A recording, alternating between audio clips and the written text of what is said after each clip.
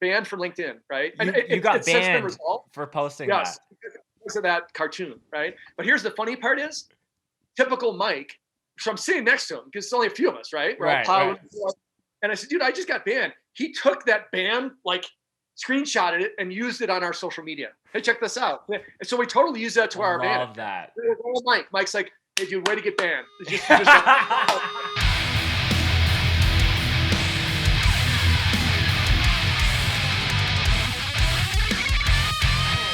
This is Kyle from Weathered and Wise. You're listening to the Scoped Exposure podcast. Grab a fucking chai and figure it out.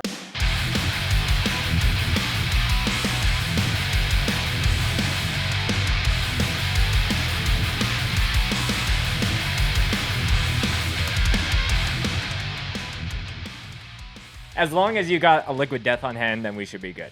Oh God, I have them on me all the time. So that's a no-brainer. So yes. Okay, well, I think we're good to get going. Thank you so much, everyone, for tuning in. This is another episode of the Scoped Exposure podcast. I am very pleased to be welcoming the Vice President of Liquid Death. I don't know, do you want to go by Stix or Steven or? Yeah, Stix. Steve to me has become kind of the new Chad. You know what I mean? Oh, yeah. Steve. Right. So no, Stix is a nickname given me long ago, which I can explain to you another time. But yeah, it's Stix at Liquid Death. Very easy. No, I am beyond excited for this podcast. Super ironic on how it came to be, as far as me shooting off an email to Liquid Death and you reaching out and you almost speaking it into existence. You're like, hey, I'll come on your podcast. I was like, here we are, and let's and I'm very, very excited to be chatting about it. Big fan of the brand, the product, and the why behind a lot of the things that you guys are doing. For the few folks at home who might not know like your day-to-day, what you do at the company, can you give a proper introduction of your title and I guess what your responsibilities are? Well, it's Vice President of Lifestyle Marketing, and I guess what the best way to describe where we are in the life cycle of the brand is getting cans in hands. Mm-hmm. Like it's getting exposure to our brand. So I've assembled a pretty unique team. For the first time in my career, I've actually tried. I kind of stepped out of my comfort zone to hire in a different way, mm-hmm. and it's actually paying off in spades. So my day-to-day, honestly, is assessing now that the world is opening up, what opportunities are out there for us, how we can align ourselves with people. But to me, influencers aren't the people you pay and they tell you how many followers and things. Influencers to me are the people who, whether it be Canadians would appreciate someone who drives a Zamboni, someone who's a lifty, someone who's a bar back, someone who's a waiter or waitress, someone is a, anything, those are our influencers, Mm-hmm. I mean, yes, at the end of the day, my background's music, art, and action sports. That's where I come from. Okay. So there's a lot of sizzle to that. And we're preparing now that the world is opening up, because just as we started gaining traction, the pandemic hit. So we really, I'm going to use the overused term of we had to pivot. Right. But my day-to-day honestly changes every day because where we're going as a brand, the opportunities, I'm dealing with everything from yoga instructors to I gave product to a special needs school to, pro athletes, Mm-hmm. So it's every day is different. But the beautiful thing is because we're water, there's no barriers at all. Sure. Yeah. So really, that's kind of a roundabout way to answer your question, but it really does change daily. But my biggest problem right now, for me personally, is to pump the brakes and just put the phone away at the end of the day. Yeah. I've been learning to do that. So hope that answers your question. I just been roundabout, but it changes every day. Day. No, I think it's very cool. So technical title would be Vice President of the marketing. And, anyone that knows Liquid Death has either found out about it through your guys' killer marketing or definitely knows the vibe that you guys said and how you guys differentiate yourselves. But I definitely want to chat about kind of the origin of some of that. You also mentioned that you worked some Oz Fests and Warp Tours back in the day, so I definitely want to ask you about some of those.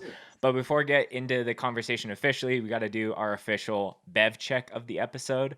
So I'm like, if someone's trying to guess what we're going to be checking, it's kind of a no-brainer. But how about you go first? Well, it's our exploding, right? Our sparkling version of Liquid Death. That's me, but this is my go-to. And I'm doing the exact same. Stix has been super great. Yeah, the fist bump. But yeah, Stix was super gracious enough to send a number of different boxes. So I was like, of course, I feel like it would be super rude if I brought another sparkling water of some kind to do on our episode.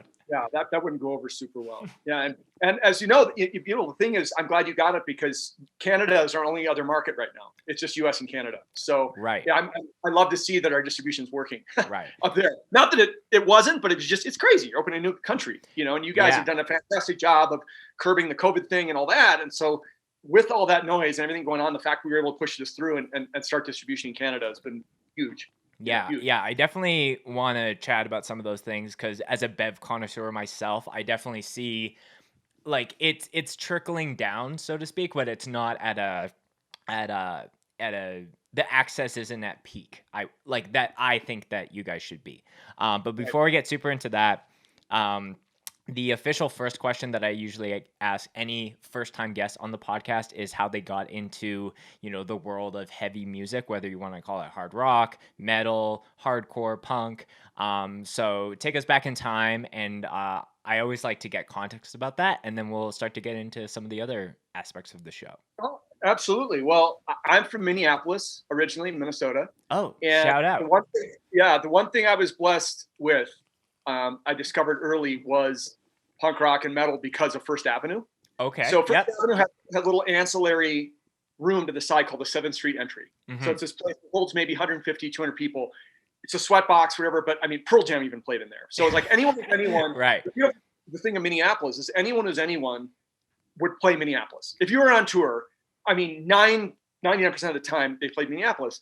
And that's the venue with the all the stars on the side with the different bands. 100%. Yeah, I'm originally from Winnipeg, so I would rip down to Minneapolis for out of town shows at times, and I've gone to a number of shows there. Oh, amazing! Yeah, I actually play hockey every Thursday night with a guy from Winnipeg. Oh, really? Interesting. Yeah, he played in the show for a while. His name is Doobie Westcott.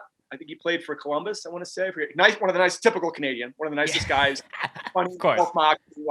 And better, he has more talent in one finger than I ever would in 3 lifetimes. But again, he never flexes. He never does. He's just one of the nicest guys. But from Winnipeg guy, and he's settled here in Denver.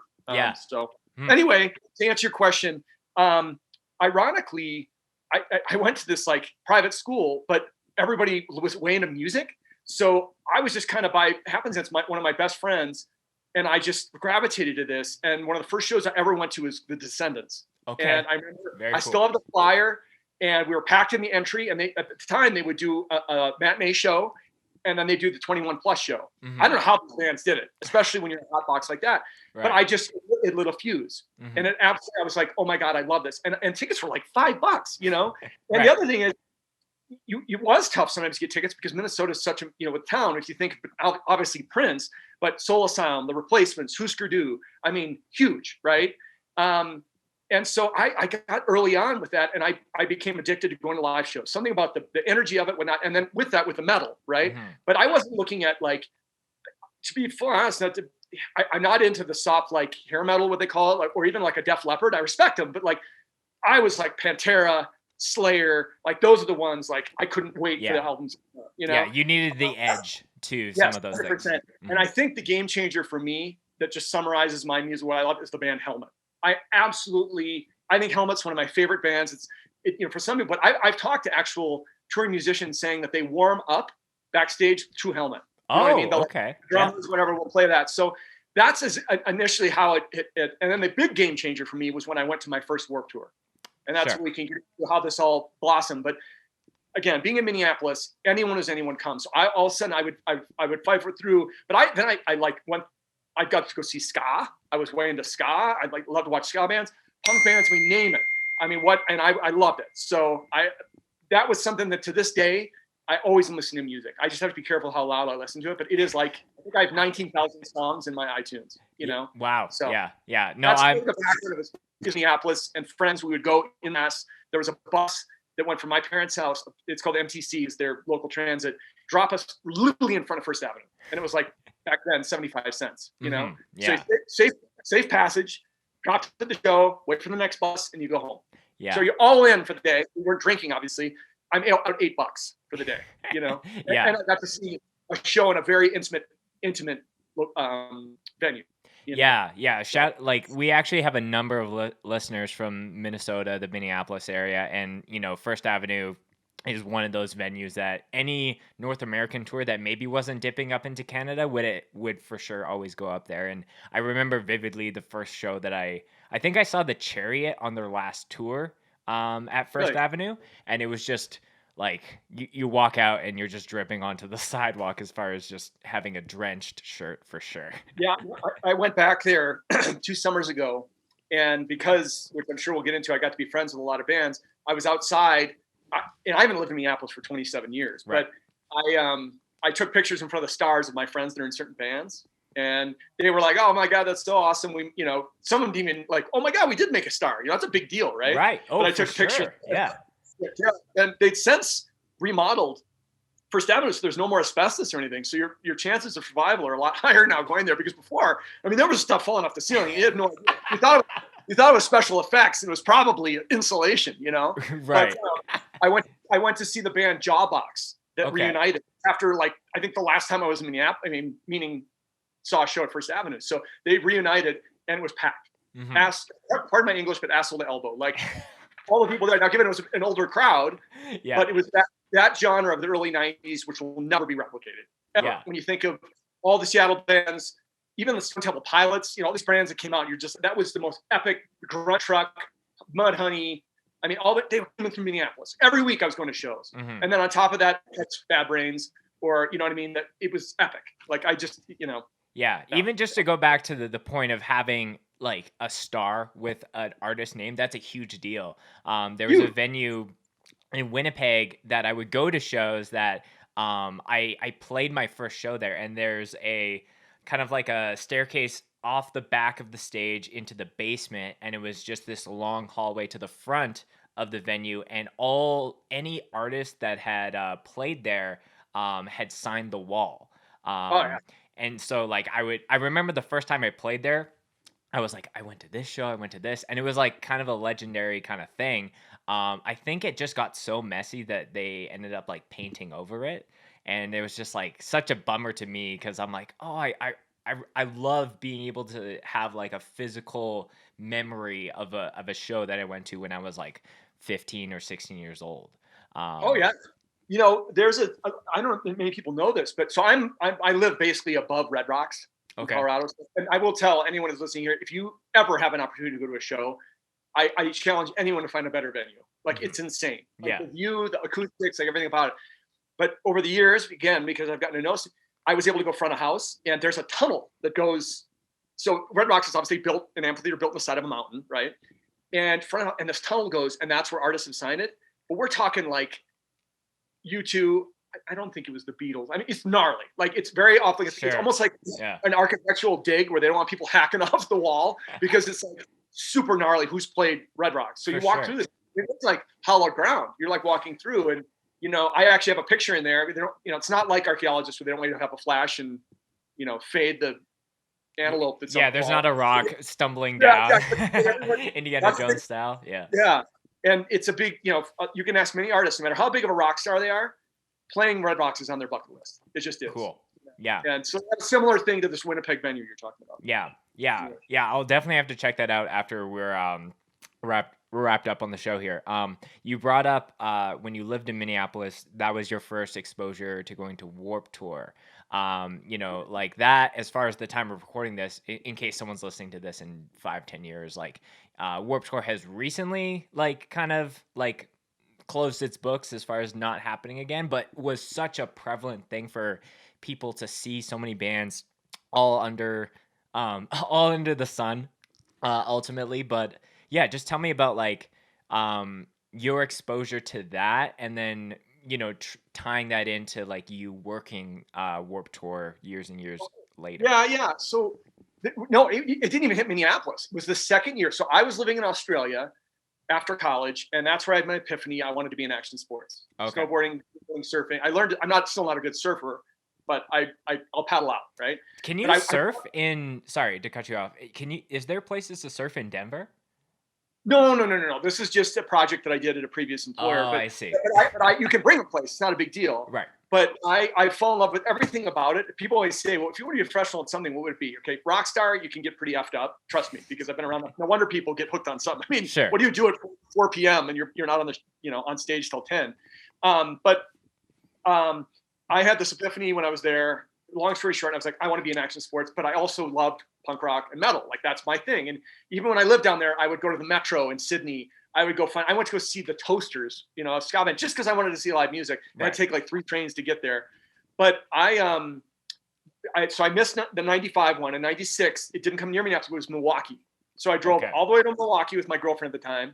And the funny thing is, we saw Pantera the night before in a huge venue. So we were out really late. And I remember sleeping in the back of my Jeep, but she drove the whole way to Milwaukee.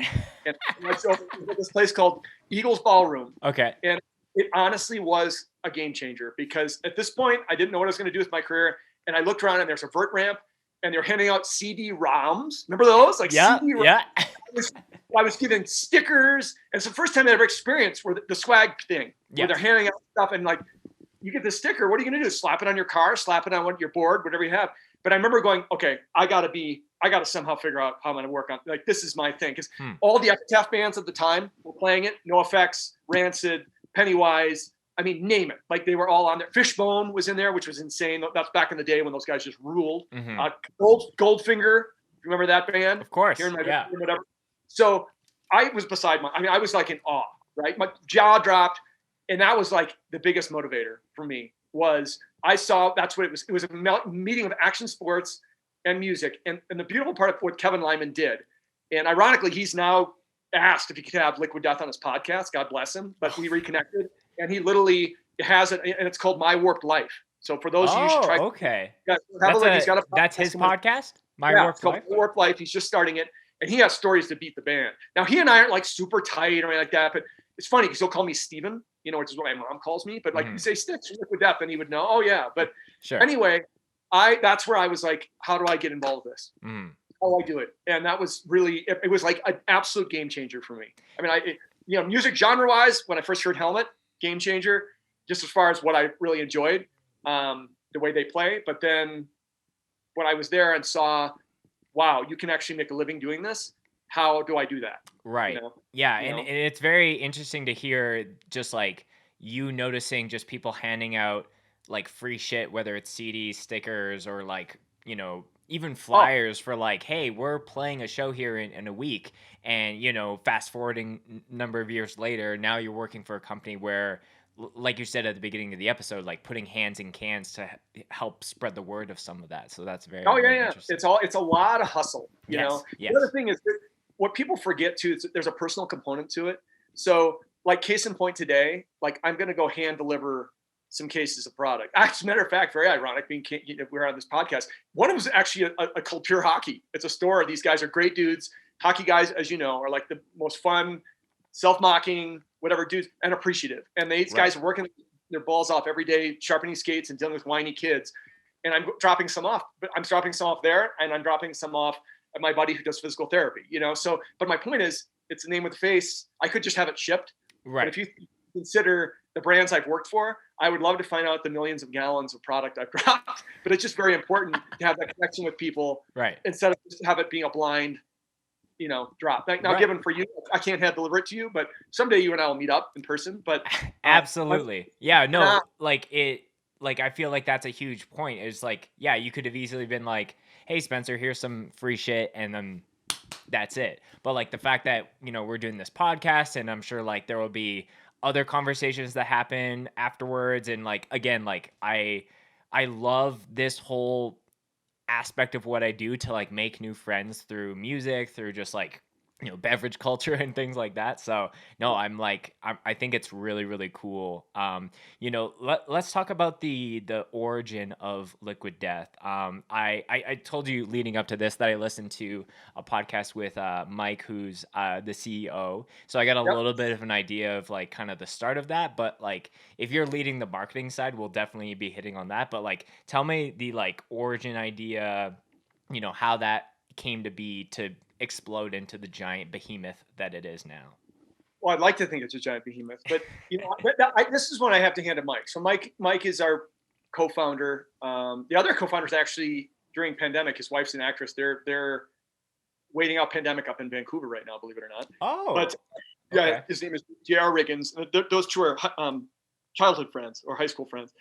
And basically, if I can just make so I don't ramble on, the origin of Mike, being a creative himself, worked for a lot of agencies, done a lot of things. He made a really good point.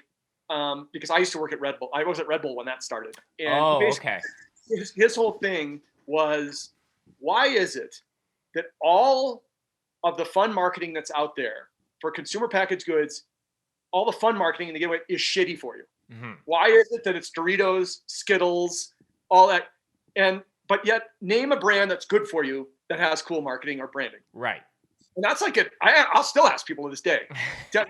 Some people are, you've got CBD brands, which I've dabbled in that. Like they're trying to make it look fancy in the packaging, but that doesn't mean the product's good. Mm-hmm. But like you generally like, who's doing anything? And then a lot of people now feel like they've got to do cause-driven things, but it's hollow. It's like, it's kind of like when super wealthy people want to do a ball and let everyone know that they donated a bunch of money. Like I always fire back is, let's see how generous you'd be if you didn't have money. Would you be doing this? You know what I mean? Don't do that to make yourself feel nice. Right. And in our case, I didn't realize till Mike and I started talking, we were two peas in a pod because again, Mike's background is exact mine. I always joke, the first time we spoke together, we were like teenage girls. We were on the phone for like 3 hours. Like literally the first time we ever were introduced via snowboarding. I mean, go figure. Right. And he and I chatted about the same thing, punk rock, let's have fun. Let's call people out, but in a fun way, not to be jerks right. But do some good here. But then the basis of it is, hey, yeah, it's gonna be badass. Let's build a badass brand. We're not a water company, we're a brand. You know? Yeah. So that's essentially, I totally get what he was saying because, to go ahead, not enough people will take a chance and put their neck out. And I've got to be honest with you, like it's a hot button for me now. I can't stand the term disruptor. I don't know why. I hear it all the time. But as soon as you call yourself a disruptor, that's kind of like, you know what I mean? When you call yourself that, it's lame. Now, someone could argue, well, you're really disrupting the beverage industry. I hope so. Yeah. I hope so. But I'm never going to say we're a group of disruptors. Yeah. I mean, every agency uses that, whatever, right? Now, do I say I've given product to disruptors, whatever their definition is? Sure. Yeah. Absolutely. But that's essentially, it's, death to plastic, right? And think about it. You have too much water, you die. Too little water, you die, right? But think about that. Definitely the recyclable can. Do you realize it's like 70% of aluminum in circulation right now is from like the late 1800s? I mean, that shows you how, yes, it's a gnarly stat. You have to look at it. Can you say that one more time for the people in the back? Yes. It's a crazy stat. I forget. It's like 70% of aluminum in circulation right now is from like the late 1800s, early 1900s. That shows you how sustainable that is, right? It's like my grandpa's grandpa's grandpa, like probably was. You're probably holding an old musket in your hand. You know what I mean? Like something like that. Who knows? Damn, but that's badass. Yes. And again, these are things that I didn't go into this knowing, right? I'm learning as I go. But now then I'm seeing what the heck is happening out there. Now it's like go time in the way that it's enough of these big companies claiming, right? Yeah. There's a lot of lip service and there's a lot of things, and it's sketchy. I mean, even the recycling business itself is full on Sopranos. Right. Really, how sketchy it is. And I don't think the public really knows what's going on there. And it's almost the point where I had some guy tell me to stop asking questions. That to me is like the big red flag. Like, what? About what? Like, where you put, it's just ending up in a landfill. Right. I mean, I was talking to a guy that I respect a lot who lives out in Montauk. For those of you who don't know, it's the tip of Long Island. It's kind of the place to be in the summer. A lot of New Yorkers head out there. Cool little, what was a sleepy fish town, but they're surfing out there. And they need to rebuild the skate park. So I'm going to talk to them about helping rebuild this park. And the guy there said, what's the most frustrating thing, Stix? He's like, we love the product. We love everything you do. Everyone loves it because of the plastic problem. He goes, can you believe our municipality doesn't even recycle? Everything goes in the landfill.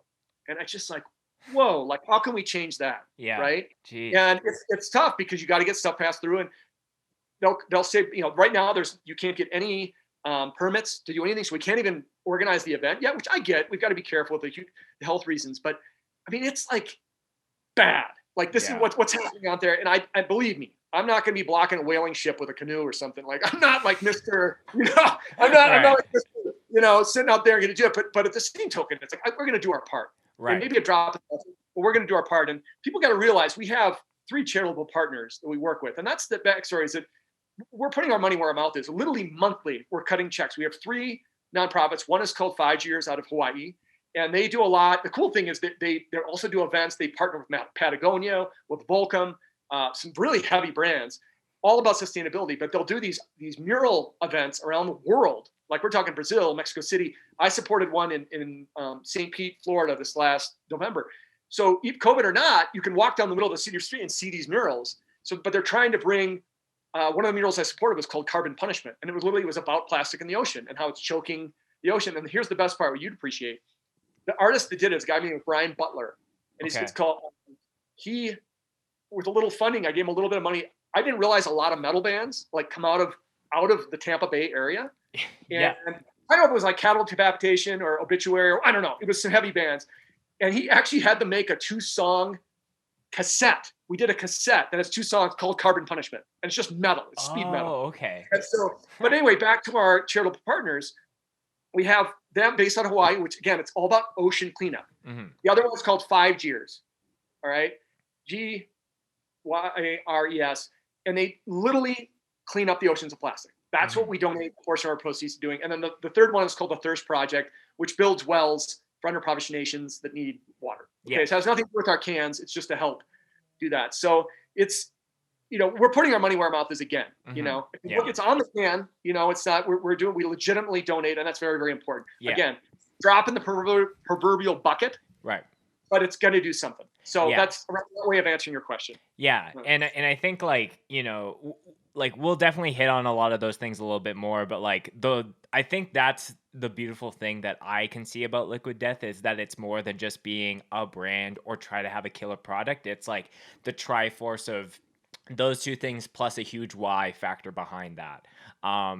So I think I definitely want to chat about some of the bev industry things as well, because I'm a big connoisseur of that. But I remember when I was listening to Mike's podcast, he told me that when you guys announced the brand, you guys actually didn't have any, no products existed yet. So can you tell the listeners some of that strategy? Because I think that is so interesting. Well, that's so Mike. And the funny thing is, if you look at the cans, like the exploding, we call it the sparkling that you have in your hand, it kind of looks like a Guinness can, and if you look at our still, the white can, I don't know if you have a white can on you. That looks like it's in the fridge, but it's essentially anything that's black is white, and then the logo is black. Hey man, that's all dented to shit. Did your shipment come all banged up like that? This is my second box, so all right. Yeah. All right. Well, that's a little quality control there. I said that. Yeah, we can review some of the cans in the fridge later on. Okay. But honestly, Mike, and this was before I was aboard. All right. Right. Mike had the idea, and again, that's his creative background, to do this commercial. For those of you who haven't seen it, you can look on our website, you can go on our YouTube and find it. But it's literally our first commercial we did, our spot. And the funny thing is, at the end, I don't want to ruin the video, but at the end, when the can is being poured, it's actually, I believe it is a Modelo can, but the can is never put up right. You know what I mean? So, right. But that again, Mike's vision, where he teased that he did the right thing, and a lot of brands, successful brands, have done that, where they kind of tease people enough to pique their curiosity, and then something, again, that video will turn heads. It still does, and when people look at it, and I don't want to again ruin the twist, but yeah, that's essentially, he had this vision, and here's the best part. Why it's got to be so for him, especially. I mean, I'd like to think I have some satisfaction too, but that major retailers were saying, no effing way we put you on our shelf. Right. No way. Right. No way. And now we're going to be the biggest retailers. We're already, Amazon, for Pete's sake, with this pandemic, did us a favor because we were deemed essential.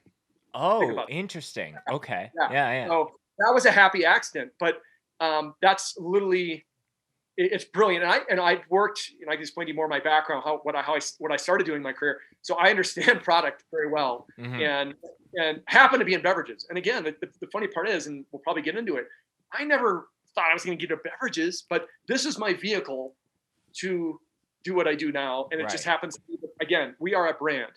We are not a water company. Previous to this, being a Pabst Blue Ribbon, I never looked at that. I never cared about the liquid. It was all about that brand. So we can discuss that elsewhere, but that's, I just think it is absolutely gnarly that, you guys just put out like this video and there was enough interest to have something like you said, like early on, like, you know, you look at any other like water company and it's so like, you know, like nature focused. I remember specifically growing up, I think it was like as soon as I think this is one of the first times that I think like it was celebrities being paired with like products. So I think it was like Jennifer Aniston was like writing on the side of the smart water bottles, and I was like, "Whoa, this is so crazy!" And now it's like every celebrity and their mother has like some kind of partnership or whatever. But I just think like, you know, like New Level is another great example of that, of having like very killer branding and then again having killer product as well. But again, like leaning more towards like someone who like listens to Pantera or Metallica or stuff like that. But I do find it funny at times where you know, I'll just be like going about my day, and then like some middle-aged woman has been like, you know, because I talk about like, oh yeah, my podcast has Bev sponsorships, and I'm like, oh, that's so crazy, and they're like, you should reach out to that what's it called, like Liquid Death or something. I'm like, how do you know about this? So it's always funny to hear how much you guys are you know, getting awareness of.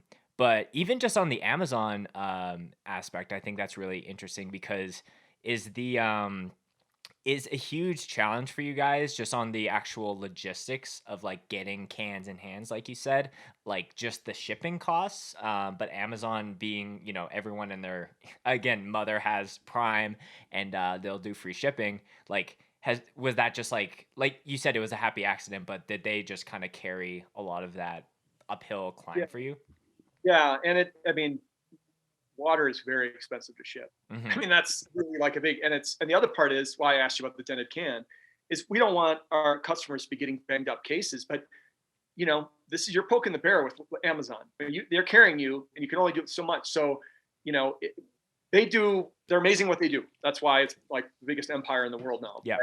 right? But at the same token, yes, that's where it can get expensive, you know, Hmm. to ship it. But there's always ways, you know, that you know, we've done some amazing, or I should say, our sales crew has done an amazing job of getting us into these major retailers, and oftentimes that's even cheaper. You know, to Hmm. just go there and get it in. You know, do they have Whole Foods in Canada? Is No, that up in we Canada? well, sorry, I shouldn't say that. Across the nation, I don't. It's not like a common thing, but I know there is a Whole Foods in Vancouver. Got it. But I think the first time that, because I think I've talked about it on the podcast before. Because I had do you know the band Knocked Loose? Familiar with them? How would I know them? I'm not going to say I do. Why would I know them? How would I Oh, know them? They've been around a while. well, I feel like they have definitely become one of the largest bands in the metalcore hardcore space. From Louisville, Kentucky. But Okay. I had their drummer on. He checked a Liquid Death, and it was just like he kind of like he was like, "What's the hurt in sending them an email?" Like, Paxson, you're right, man. Like, I should send them an email. But I think at that time I was like, I don't know how much in Canada they are. And then I was at 7-Eleven, and then I was like, oh, this is where I can find it here. Yeah. So, you know, just talking about, you know, maybe that's a nice transition into some of the marketing aspects. You know, it's funny because a lot of people have found out about you guys through the marketing, you know, being so, I guess, not what you would expect from like a normal beverage brand, to be specific. So being the leader of that, like, tell me just I want to ask you on some specific campaigns or different pieces of content that you guys have done, but just tell me the, again, like we've hit on it a little bit, but break down the overall like, let's be different and not do the stuff that like, let's have fun doing it ultimately. 100%.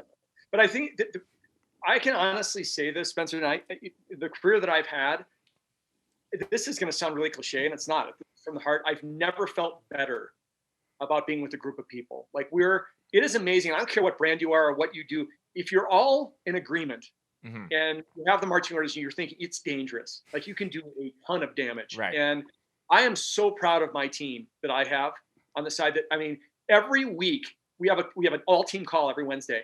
I leave there. Our calls used to be like 18 minutes long. They're like an hour and a half now because everybody has their hands in so much stuff. Yeah. You know, we've grown exponentially too. We were a lot bigger than we were a year and a half ago.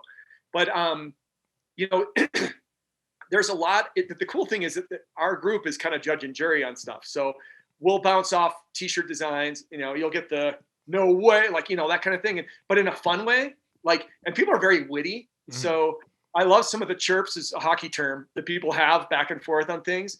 But I heard, so one of my employees, he's actually a pro skater by the name of Chris Cole, two-time Thrasher skater here. He's not a sponsored athlete of mine. He's literally on my marketing team, and very articulate guy, because he looks at things with a different lens.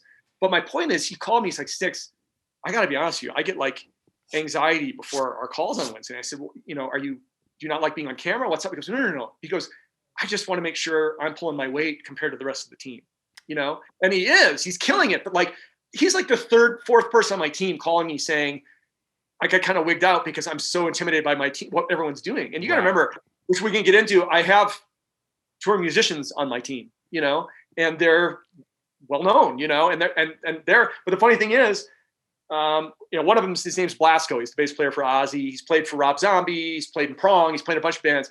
He's on my team, and he's infatuated with Chris and his skating. Meanwhile, Chris is a total metal nerd, and they like every single week when I get on our call, you know, it's like a Google Meets.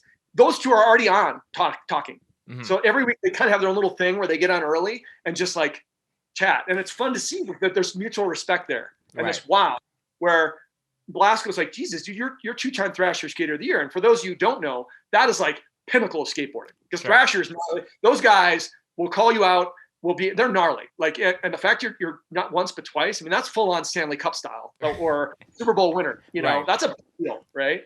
But you'd never know it from Chris. Yeah. You'd never in a million years. He's kind of bashful about it, to be honest with you. Very, very grounded, you know, family man, great family, and just, he gets it. So anyway, that's a lot of what the point is. We'll throw ideas out. He's had some really funny ideas, the other team, and, you know, Mike obviously is the mastermind, you know, with things. So it's kind of throws it out there, and then it just happens, you know, and then honestly, there's some that you don't know how it's going to be received, and it absolutely blows up. And the other ones you think maybe not have the reception. They're all received well, but some are more like through the roof than others. Right. Yeah. You know? Some have more viralness for good reasons. And then almost like it's funny to see you guys take any criticisms or hate for people that don't get the brand into more marketing. So I always think that is really, really interesting. I know there's always been like certain comments on some of the videos where you guys play up on that again, where it's like fire your marketing person or whatever it is. You know, like, do you think that there's a little bit of a misconception of like, there's just this one person and he just like births and spawns this crazy marketing into the world? Like, I'm sure there's ideas that you guys come up with that like don't see the light of day, or like you have to rework it for months and months and months to really get it, versus like, let's get a guy stabbing a dude and then he drinks water. Like break that down as well. Well, I mean, we don't want to be too literal, and as you can imagine, and it's very flattering. We get pitched a lot by agencies, and I don't blame them. They want they want to work with us. Like, I get it. But some of them are so far off base. And if I can equate it to a previous gig, I was at Pabst Blue Ribbon for almost 10 years, resuscitating that brand. Sure. I can't tell you the amount of people that come at me. I refuse to let us use an agency at Pabst. Everything was done internally. We had a great team. And literally they would come at me and say, check out this white trash promotion or whatever we want to do. I'm like, what did you just say? Like, really? Like, so you're saying we're a white trash beer? Like, that what you're saying? Oh, right? I see. You know okay. I mean? Like where so, you know, or the one that just got me to this day, I mean, you might as well call me douche, is they'd go, so this hipster idea we have, hipster, okay? That became like poison around Pabst Blue Ribbon. Like, that was it. Now, you could argue that genre of person, whatever you want to define that person. Yeah, that demographic or... whatever, that is it. But, you know, you don't do that. And that's why I think that with the ideas we have, people come to expect it's always got to have skulls and death involved with it. Mm-hmm. Not necessarily. Remember, what's our product? It's water, right? So now, are we going to have an edge to it? 100%. But it's never so literal. Now, maybe we'll do some things to hit people between the eyes on it. But yeah, we can get away. We don't have to answer anyone. Yeah. We're not owned by, you know? So it's not like we're going to have to run up the flagpole at a giant soda company and have 50 people check off on it. And it's done by an agency that you've had to pay for a way overpriced deck. And you probably didn't even do what they said they were going to pitch you into doing, you know? Like, you know, seriously. I mean, I heard that literally next to used car salesmen, that business development people for ad agencies now are like some of the most untrustworthy. I've heard this, that they're just people who don't trust anymore, because you're basically paying for their fancy lobby, and you're paying for a fancy PowerPoint. Yeah. But then you might as well just go burn the money, because it's not going to resonate, especially at this day and age. Right. Yeah. Some of these experts, like the world's moving too fast for some really huge fancy production that has no edge to it or nothing, that's no teeth, and a lot of that's happening.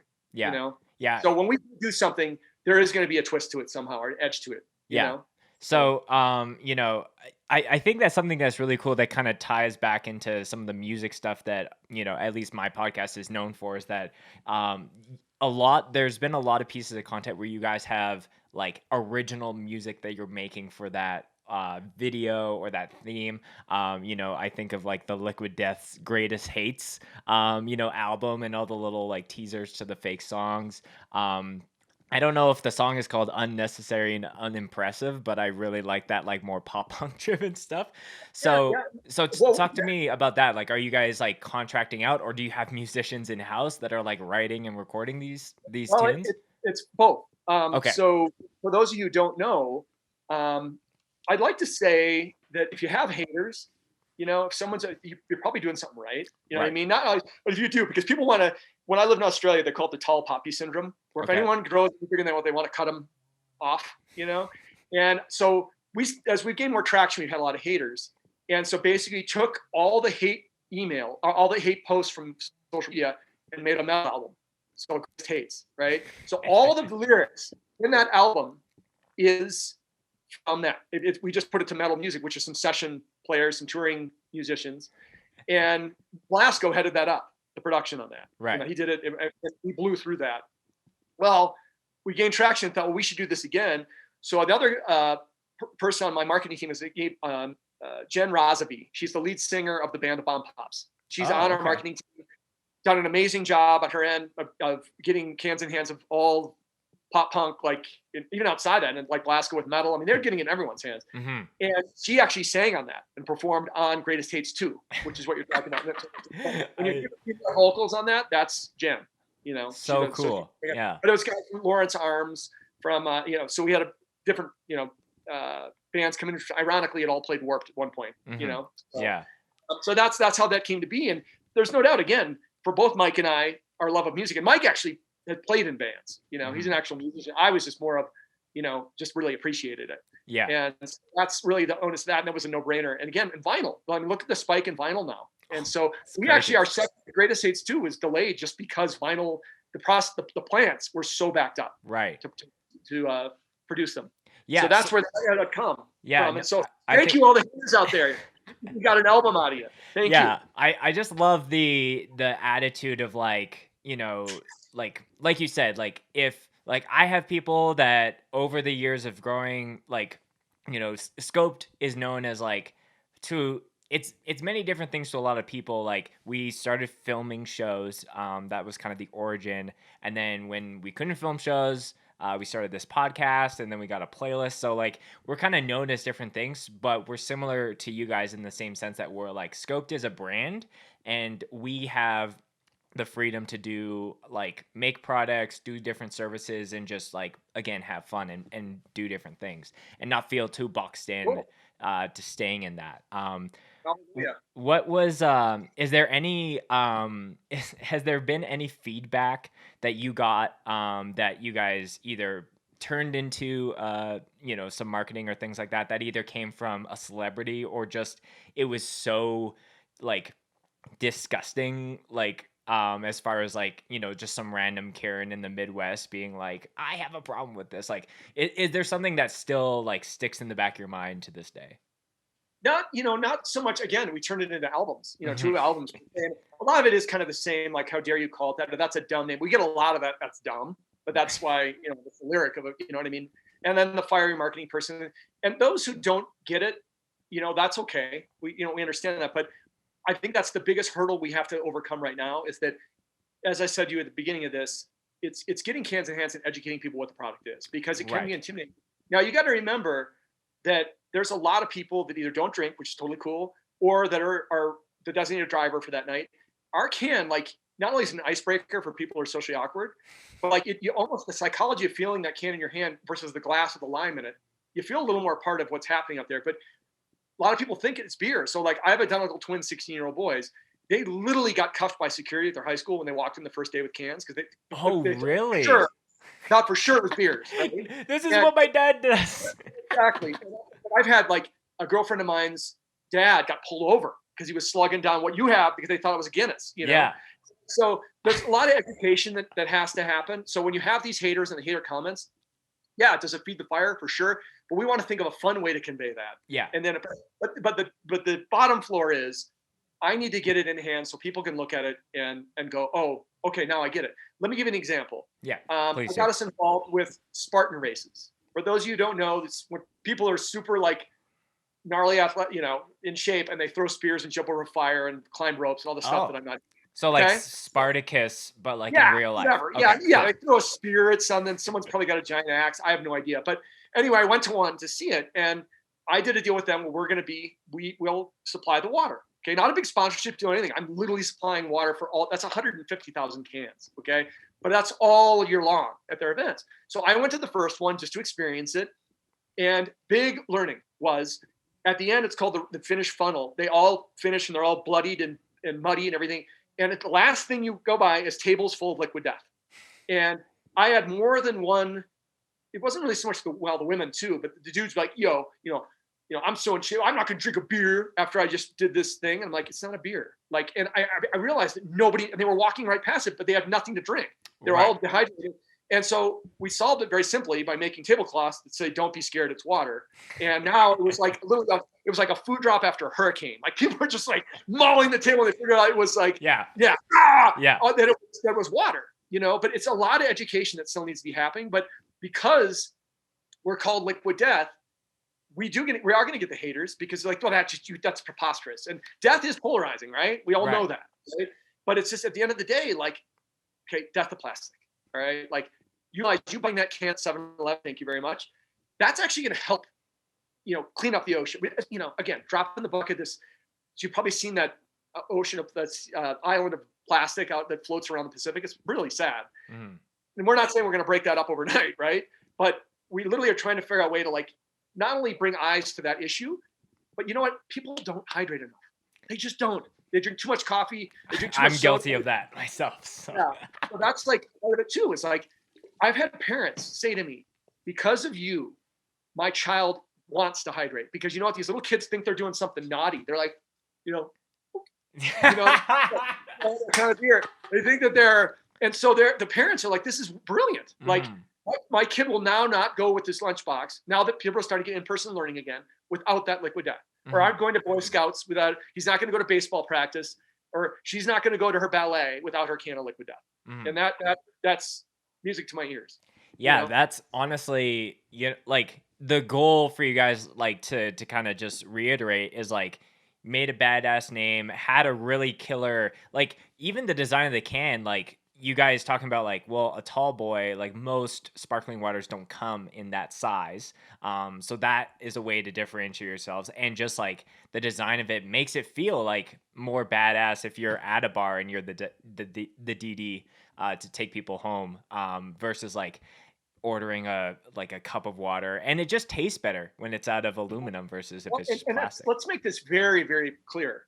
Most of these companies that are bragging what they do, it's municipal tap water. It's garbage. Like ours is like legit mountain spring water from Austria, right? And we can put the quality, clarity, whatever you want to call it, on our website. You can look at it yourself. Yeah, I was gonna ask you about that because I was like on the website, and then I'm like, what is you guys have a public water quality report, which I think is crazy. Yeah. Yeah, no, because a lot of people won't do that, but it's kind of like, I was at Red Bull again when I first started.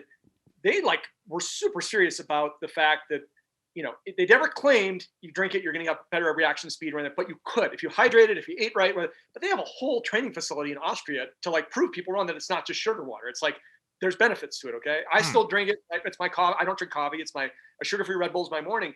But they're really got approved by Major League Baseball. They were very, very serious. You don't see any other energy drinks claiming anything to do with that. That's Think interesting. None of them are ever puffing their chest out. So Red Bull's very serious about it. The other thing people don't realize is that there's very strict rules on canning water.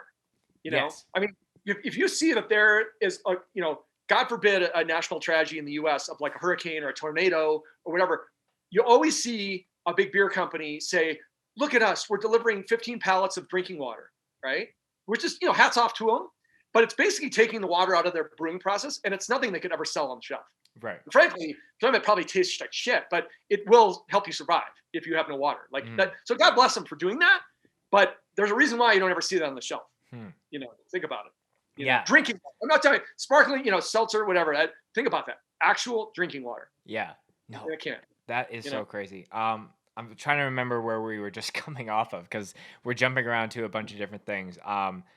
Welcome to my world. Yeah, definitely. Where my mind. Yeah, but I'm trying to remember exactly.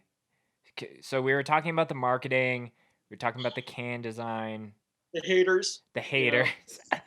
But yeah, maybe. One thing I definitely wanted to ask you. You guys have the Liquid Death guy. Which is the proper name is the Thirst Murderer. The Thirst Murderer. Okay, I was looking for the name. I was like, I just wanted to find that. So you guys, your mascot, so to speak, is like one of the most badass things I've ever seen. So I also saw that you guys did like a collaboration with the show Mr. Pickles. Will Carsola he's done the illustrations for us. That's where it's from. Mr. Pickles. Okay. So did they front? Like, did they design it or that's all Mr. Pickles. That's coming, and that was Mike's doing that. That costume was my first day at Liquid Death, and there was only a few of them. And I was just in there, but that's a full on. I think it cost like $10,000 to build that thing. But we've had like Chris Cole, the skater, was wearing it. One of my other team, he's on my team, is Pat Moore. He's a pro snowboarder, still pro. Guy charges. I'm trying to get him into it to do like a backside. Scooter, I don't know if you could do it because, for those of you who don't know, it's a can for a head and then this huge chest like Arnold Schwarzenegger style, but the nipples are eyes. And he carries an axe. So whoever's idea it was to do the nipples as eyes, hats off to you. That was Mike's brainchild, working with Costola, working with Pickles. So that was Mike's thing. But again, for those who haven't seen it, you can also log on either our website or the YouTube and see the cartoon that they did. Yeah, because was that a part of a full episode or it was just kind of a... As a matter of fact, so I started with, the first can came out in 2019. I started in 2019. When I announced on LinkedIn to the world that this is what I'm doing now, I posted that cartoon, and it's the first time I've been banned from LinkedIn. Right? And you got banned for posting that. Because of that cartoon, right? But here's the funny part is, typical Mike, so I'm sitting next to him, because it's only a few of us, right? We're all plowing. And I said, dude, I just got banned. He took that ban, like screenshotted it and used it on our social media. Hey, check this out. And so we totally use that to our advantage. Love that. Mike's like, hey, dude, way to get banned. Good job, brother. No, that is too funny. And it was just hilarious, like how you guys were getting national like news coverage, and when people were showcasing that stuff, they were always rolling that video, when that was just like a fun little thing that you guys experimented on versus the everyday stuff that you're doing. So I was just like so shock and awe for some people. Exactly. And that's the thing, is like, there's some people in a bad way right now, and that came out before pandemic, obviously. But it's like, we all got to just pump the brakes. We're only here for a short while. Let's have some fun. Turn the cork a little bit. You got to remember all these things you're talking about, all the things that people will find on our socials and our website. There's always going to be like a tongue-in-cheek aspect to it. Sure. Like we're never going to full-on attack someone. We're never going to full-on. But you know what? If you're going to attack us, you better be ready, because we've got some really witty folks, and it's on. Like you know what I mean? Because Mike has a hand in our social still. Here he's CEO and just can't resist. And he'll undress someone in the funniest way possible without like being malicious or attacking. I feel like it's the similar aspect if it's like, you guys are having fun and making jokes, and then like if you were doing that in a live setting and someone's in the back of the crowd and call something out or says something, it's like, motherfucker, I got the microphone. Like, you're prepare for war.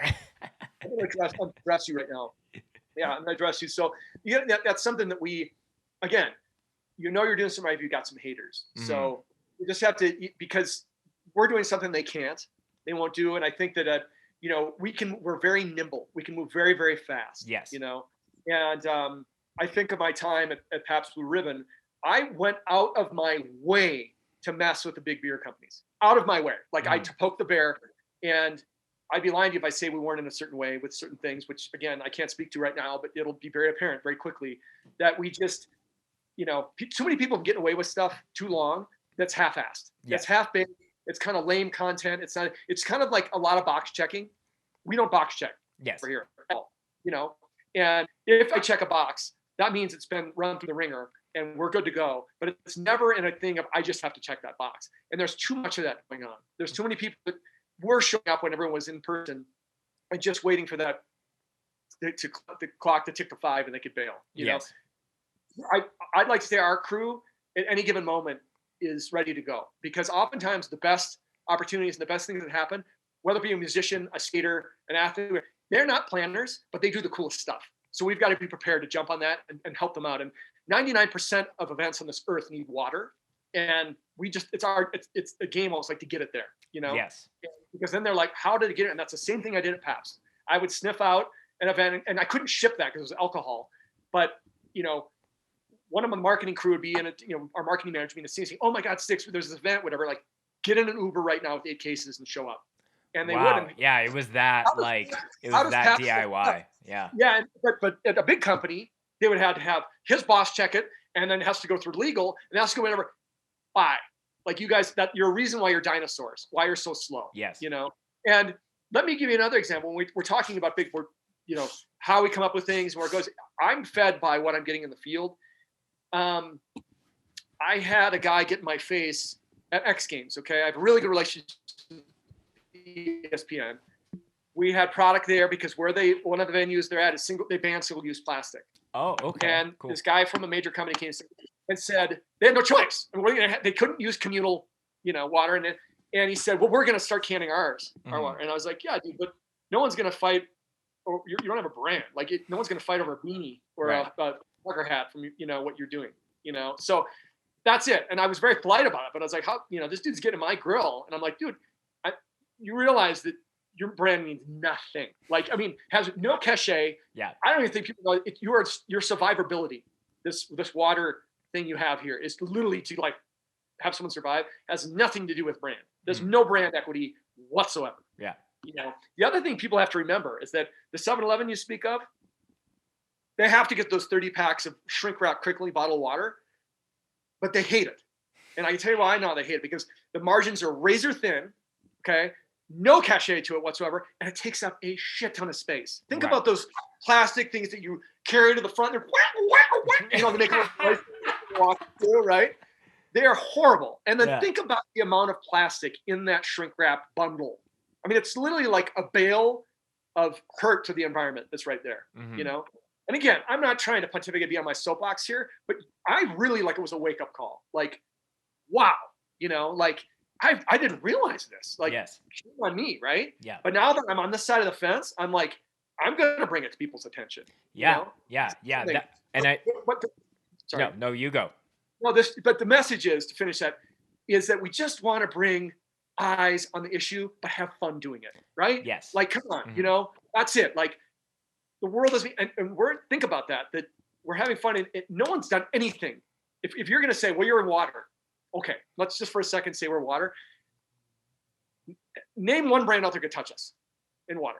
Name one that could come even eons close to us. I mean, light years close to us. Right. No. I'll stand anyone. I mean, I'd love for anyone. Radio silence. Yeah. Think about it. Yeah. If you're going to call us water, again, we're a brand. We're not a water company. But if you're going to say, okay, water brand, there's no peer. Sorry, I'm not being arrogant. I'm not whatever. I'm just saying that really, checking the market, whatever you want to call brand boxes, if we're going to do that, I'd say we're hitting all of them. Mm-hmm. But even bigger than the biggest box that we check that the others don't is care of the environment. Yes. Sustainability. Mm-hmm. Yeah. Yeah. And I definitely want to hit on that. The huge why. I remembered what I was originally trying to bring up. You were mentioning how you get messages from like moms and dads being like, my kid is drinking water. And like, Yep. It's always funny when I have other folks on the podcast and they're like, I'm just drinking water, or I got like whatever. And they almost like downplay it as like, it's not a good enough bev for the show. And I always like say like, hydration is water's the most important bev. And like myself, like I'm a big coffee person, but I know that I always struggle some days when it comes to like drinking water, and I'll try and have my water bottle filled up, and it is a constant struggle. I don't think people are talking about it enough. So maybe we can kind of transition, that's a small why for you guys, but the bigger why, like you said, is overall upkeep and protection of our environment. So, we talked a little bit earlier about how, this maybe used to be a musket and now it's a can. Yeah. But yeah, just tell me about like maybe, whether it was joining them or like what was the biggest like awakening for you when it came to like how bad of a direction our overall world is headed when it comes to like not recycle. Like it's crazy, like you said, like, oh, this little town or wherever doesn't recycle, and like me and my wife even like I don't think that much not recycling for sure happened, but like even like composting and things like that were just not like a common thing for people in our age bracket. So just tell me about like what was your what was the one moment that you're like, oh fuck, I need to take this very seriously with whatever I'm doing? Well, I think it was my own digging in. Mike had mentioned this to me when he brought me up, when we started chatting, and he gave me the background, because I had the same questions you do, like why the name? I love it.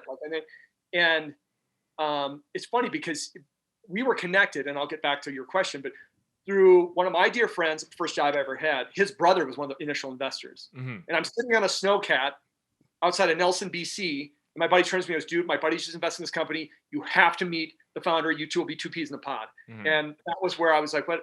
And then Mike started telling me, hey, if you like, maybe you want to pull your head out of your ass and have a look at what's going on with the plastic problem. And he never said that, but in my head, I was like, I thought I was doing my good because I've always recycled. Mm-hmm. To me, I felt like I was upholding my part as a citizen. Like I recycle. I didn't realize a lot of this stuff does. I mean, it's like in the last 40 years, like 10% of the plastic's been recycled, really fully like repurposed. And so when people claim that a lot of this greenwashing, it's baloney. It's not legit. And that was when it was like, whoa, like here I thought I was doing some good by my own personal recycling, which I do take seriously. I taught my boys even that. We don't litter, we always clean up, and you won't even pick up other people's stuff, yes. If it's at a park or where I live in the mountains of Colorado, it's with the growth we've had here, it's driving me crazy that people will come up for their selfie and their phone, but leave their trash on the trailhead. I've never understood that. Like I'm going to leave, I'm driving my Tesla, but I'm going to leave my Starbucks thing on the ground and leave. Yeah. It just drives me nuts. So that hit a nerve with me because I've always been a big anti-litter waste guy. And again, I'm not puffing my chest out saying I'm some great guy. That's just the way I was raised. Right. Just don't. For sure. So the big eye opener from that. And then the other part is, truthfully, I always think I was good at it. It's the hydrating. People do not hydrate enough. And you really think about this, what shuts down when you don't drink? I mean, obviously you can perish without enough water, but like your bones ache, you get a little irritable, your digestion doesn't work properly. You're probably not getting, sleep well. There's all these things. Your body really needs to do that. And it's like, you know what? If we're going to do this, like we're killing many birds with one stone, but like you're going to hydrate. And you know what? With that can in your hand, like, this is badass. Like this part of your outfit, this is like a badge of honor. Like you got this thing in your hand. Like I get it. Not only get this brand, but like I'm doing some good here. Like in the back of your head, and not all of them know the story. And that's why all the copy on the side of the can, for those of you who don't know, that was done by Mike. And if you read it, and again, I mentioned the hockey things because we were talking Canada here. A couple of these guys, they play for the Colorado Avalanche, and they're playing in a pond hockey tournament. And I donated a bunch of product, and they were sitting there. One guy was Czechoslovakian, and they're just howling, reading the can. Here's pro athletes looking at this. And that's like the best visual in the world, where they were like, it's word of mouth, man. They're looking at each other going, oh my God, this is really good water, and they're doing some good, and it's a badass can. Yeah. Like, I mean, again, it's tough to argue with all that. Like you really find a chink in the armor. you know? And it's not like even just the copy on the side here, and I'll just read it for any of the audio listeners. This infinitely recyclable can of Stone Cold Mountain Water came straight from the Alps to murder your thirst. And, you know, there's some more information down that. But like, even when I went on your guys' website, when you go to the About section, it almost feels like, is this an actual like proper brand? But it totally is. It's like, you guys have totally gone like we don't need a proper PR and all those things. We can still say our why, but like still make it our own and make it something that people are actually gonna like pick it up and read it and like actually enjoy reading and consuming that information. Because most of the time it's like, oh, our blah blah blah is blah, blah, and then it's like it's over at that point. Yeah, no, 100%, and that's where I got back that point earlier about, for the people who are socially awkward, it's like a icebreaker. They can sit and talk about the can. You can literally read the can to each other and have a laugh, you know? Yeah. So, yeah. So, you know, talking about the why, just about like the infinite recyclability and like some of those things. Like I saw you guys recently did a little video for Cutie Palooties. Can you talk about that? Yeah, basically, again, it goes back to the problems in the ocean here. And we just kind of did a parody on the old toy commercials that you'd have and made these basically mangled and deformed stuffed animals. For those of you who see it, if you look at Cutie Palooties, we have a little video on it. Just for the record here, you'll see like there's a little turtle with this bleeding nose, the straw coming out of its mouth, and there's a dolphin that's cut open and all these things. All the plastic that's in there has been repurposed plastic. So don't think, really? Wow. I have to applaud you for that. Wow, that's crazy. The animals, we've already had a bunch of pre-orders. They're going to drop, I believe, in June. Okay. But they're really grotesque looking little deformed animals. And it's really sad. There's a little turtle, like I said, a little dolphin. But you know what? If a kid's or a parent or people talk about, that's another talking point of what is that? It's like, yeah, that's basically what we're doing to the environment. Mm-hmm. Again, it's a conversation starter on the ultimate why. Yeah, they are grotesque. They are, but at the same time, when you understand the premise behind it, it all makes sense. Yeah, it really does. Yeah, as soon as I saw that today, I was like, okay, whether it's Trashy the turtle, Wasty the whale, or Suffers the seal, I have to pick up one of those and just have him seal. Right here. Yeah, I said sorry, dolphin, but I mixed up my animals there. Yeah, but, no, that's totally fine. But it's a talking point. And it gets people talking, and I will, though I studied it in school, that's my background in college in marketing, word of mouth is the most powerful by far. Yes. By far. So if I can get all the yoga moms and yoga sort of hooked on Liquid Death, they're all going to talk about, because women especially, they all talk about the eye cream they use, what yoga pants they like, whatever. And that's important, like what your peers are going to say, but like get them talking about it. Yeah. And some think about that. There's some brands, literally, you don't hear anything about them. You don't. They just kind of exist, I need that. I need it. And, we need to not only show like that we're doing some good, but it's quality product. Like the feedback I've been getting from a lot of women, especially, is that they like the fact that our carbonation in our sparkling is not too much where they can almost not say slam it, drink it faster, but some of the seltzers are just too much CO2. Yes. So we've gotten a lot of feedback that we're getting, they like the drinkability, and that's important. You got to listen to your consumers, right? But to have that where, music to my ears when people say, oh my God, your water tastes so good. Yes. Because you can have all the marketing in the world. I mean, case in point, that beer company, I noticed that Rain and Beer, like that's great marketing, right? I mean, sorry, branding. But if their beer sucks, like I'm never going to touch it again. I don't care how great you are. And that happens a lot with brands. They dress it up to make it look nice and it's horrible. Yes. And that's the part that I'll poke holes in that. And the thing is, we're prepared for that. Yeah. There's a lot of people who run out and like put the new fancy toy out, but they're not prepared for the brushback. Right. And people, there's some angry folks out there, they go out of their way to start trouble, you know, and that's fine. They do it, but you better be ready for that. You better be ready for that. And I'm not saying that's a focal point for us whatsoever. It is not. But we cross our T's and dot our I's. You know what I mean? Like, again, what's the saying? Come at me, bro. You know what I mean? Like, and we're just like, bring it, because you got to be careful. Because if you do go there, just better put it on because we'll come back at you. Yeah, you know, like the thirst murderer will make an appearance. Yeah, we'll show up in your bedroom. No, we'll have fun with it. You know. So. Yeah. No, I think it's really. I totally agree with that. Like whether it's like, I'm just looking at like my screen here, and you can see like, the amp, name, and like anything that you see, the product needs to match the presentation. And even, to shout out another Bev sponsor of ours, this company here that says Chai, that caught my eye because I was like, oh, chai, I like chai and some of those things. And then it said dirty chai, and I was like, okay, I need to give this a try. And like, I love it so much that when I reached out to them, I was like, I don't even care if Say When doesn't sponsor the podcast because I'll be drinking it as much anyways. But they were kind enough to sponsor us for our show, which is really, really sick. So Cool. I think it's like you said, it's a balancing act of like, you have to have really smart thinkers for whatever you're doing to market yourselves well, but you got to have your shit backed up to really pack a punch. Yeah. Well, and the other thing is it is, a common term of, you only have you don't get a second, first time you don't get a second chance. Right. Right. So speaking for me, it's probably hard for you to figure out, but I move really fast. And like, you've got about 2 seconds to hook me. And if you don't, I moved on. Like, right. So the fact that you remembered an old water company's thing that, that stuck with you, right? Because they did something like that. So good for them. You know, so you also have a mega star attached to it, who's attractive at that.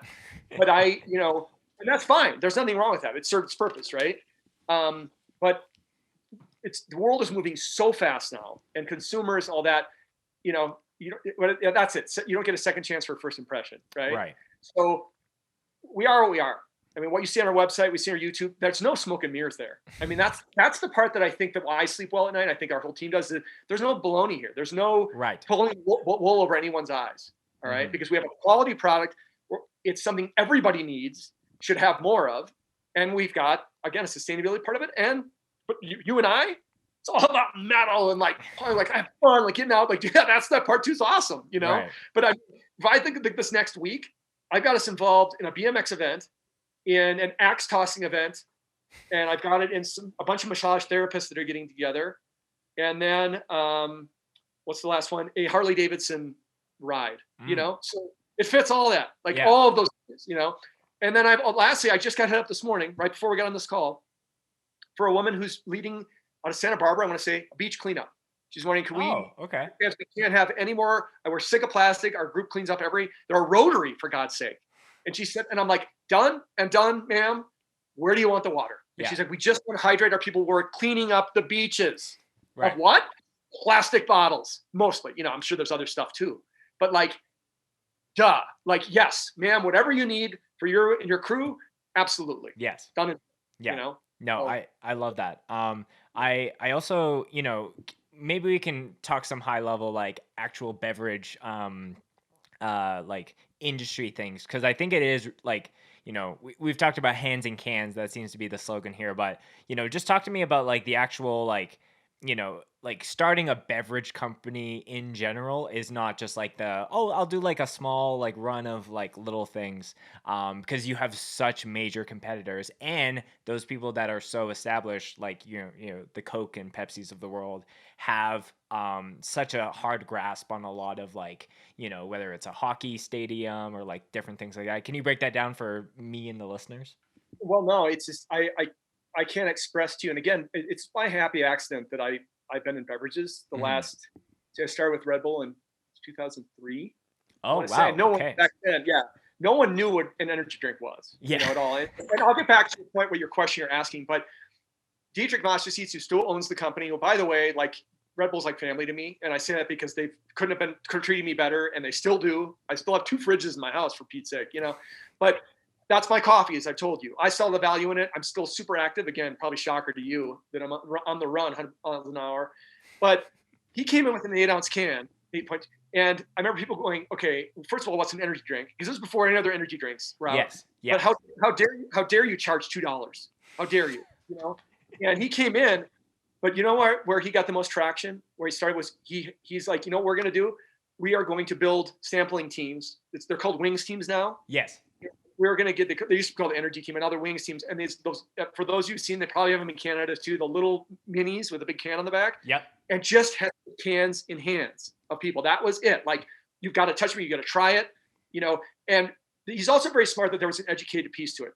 That's the part we don't have to worry about because we're water, but we still have to explain to people with the packaging that we're water, right? Yes. But he went about saying, this is benefits, this is why. We used to drop off books at universities. It's exam time, that the outside of the book, they were hollowed out, it said The Art of Flight, and you open it up and there was Red Bull in there. And we leave it in our libraries, right? So all the stuff to try to get it out. But, the beverage industry is gnarly. It's a lot of pay to play. When you see those giant soda walls at your major retailer, they pay for those. I mean, it's no secret that soda sales are like this. I mean, it quite possibly, it's up there with alcohol, is how bad it is for you. Like, right? Like, and I'm not against soda. I'll have a soda here's and there's, and I'll have a cocktail here's and there's. But like, I work for a beer company. I don't like beer. I really don't care for beer. Right. Like, I just not my thing. I feel gross. Except maybe after hockey, of cocaine, but the beverage industry, it is, to give you an example, Red Bull tried to do a cola back, I want to say 2007, 2008. Oh, okay. The gloves came off with Coke and Pepsi, and here's Red Bull surpassed Coke in Austria. Okay, per cap. Okay.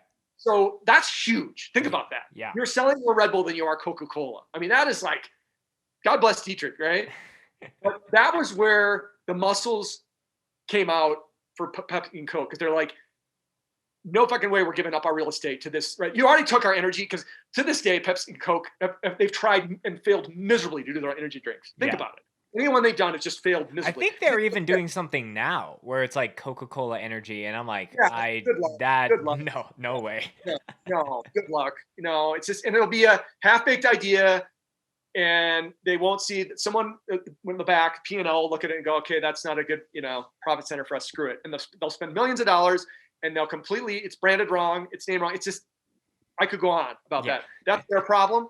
But that was one where, I think Red Bull goes back to a degree because it's all natural, but they literally like, no way you're getting our shelf in grocery or convenience. And who knows what happened in the back rooms, what kind of like threats were made. And I'm sure. Yeah. Dollars and that. But that was one where it was definitely, speaking for myself, a little bit of a wake up call. Like, whoa, like we did poke the bear. Like, Coke and Pepsi, like, no way you're getting our shelf. You've already eaten our lunch and energy. And that's why the major energy drinks out there, I mean, Pepsi bought Rockstar, and then you've got Coke was distributing Monster for a while, like, because their versions just failed. I mean, they didn't right. You just didn't. They, again, back to when I was mentioning hipster. Back when I was mentioning, people think that energy drinks are extreme and all this, and they just completely blew it because consumers are too smart for that. They just are, right? But the beverage industry, for those who want to get into it, you better do your homework, because it is an absolute financial mental. It is a rabbit hole, and it was like something where I don't think anyone gets it. The best idea in the world. I'm sure there's beverages thought of every single day. And you can say that about an industry. Everyone wants the new next mousetrap. It is, you not only have to have that idea and have that cachet, but you've got to have a product that's quality. That's good. Yeah. Now, you could argue my time at Pabst, people would go out of their way to say, that's tasty shit, it's pond water, it's gross. That's what I used to have in college. Everyone's entitled to their opinion. But there's a lot of people that had memories from it. And they go, oh my God, my grandpa, when he'd wrench on a jalopy, used to drink that. Oh, that was the sheet stuff we bought in college. And I was like, how was college? Actually, it was really fun. Well, there you go. Like, whatever, that's your opinion. Again, I took the job at Pabst Blue Ribbon not as the liquid. That can is absolutely beautiful and timeless. But we were going to do things that no other beer company had done or could do. And so the analogy that I use is that the big beer brands are these giant aircraft carriers, and they go like this.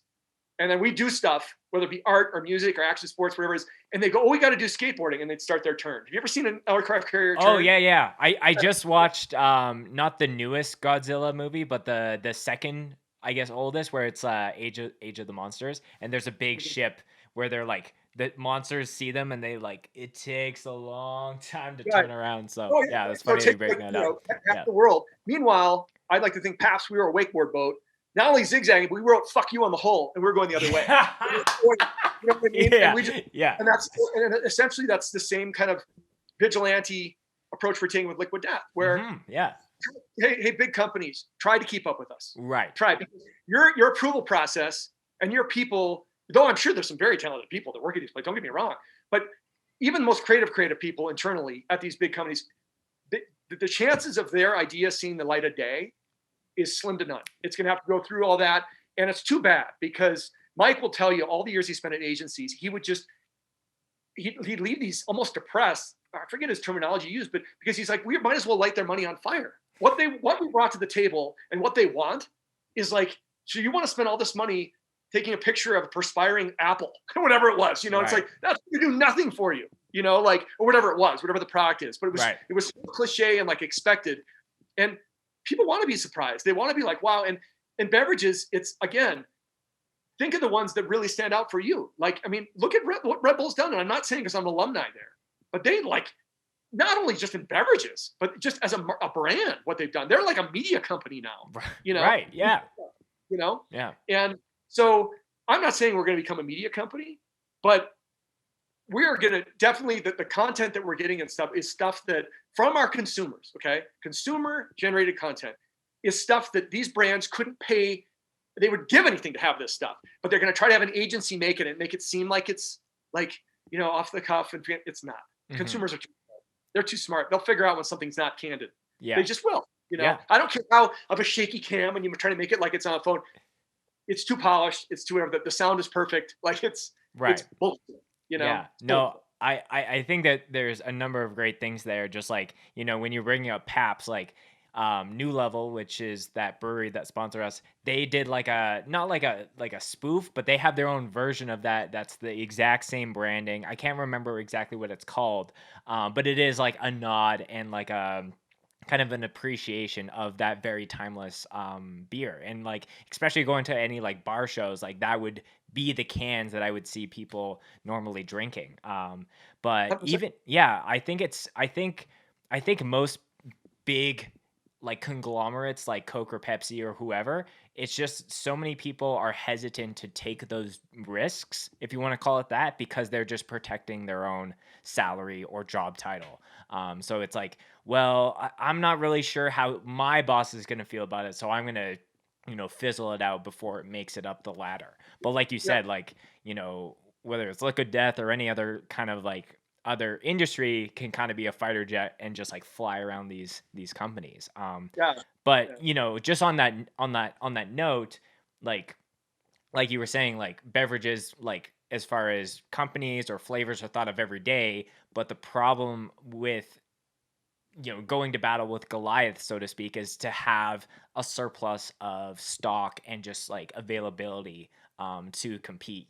Can you kind of clarify some of those as well? Well, as I said, our production's in Austria, but we've actually had to up our facility now because our production, but we see it coming, because the last thing in the world anyone wants to do is shortchange a retailer, right? Meaning not deliver, because you lose that real estate, you're never going to get it back, right. Or it's going to be a long time for you. So we've had to do a lot of planning, but I hand that into our group on the logistics side, our operations, who do the forecasting and seeing what we're going through. But now that the world's opening up for my team, the opportunities are just becoming tenfold, with festivals and concert, everything that's going to come back. Let's use my music as an example.